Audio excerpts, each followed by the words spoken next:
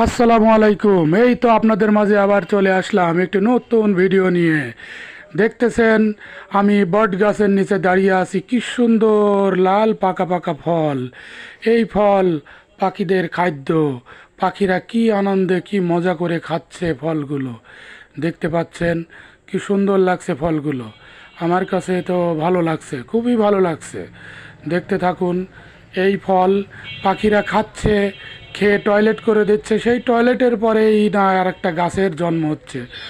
আপনি যদি শত চেষ্টাও করেন এই ফল মাটিতে লাগিয়ে গাছ রোপণ করার, কিন্তু কখনোই হবে না।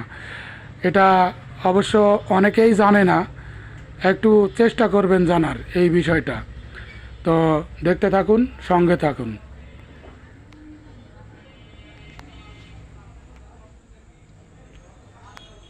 খুবই সুন্দর, খুবই সুন্দর একটি ভিডিও।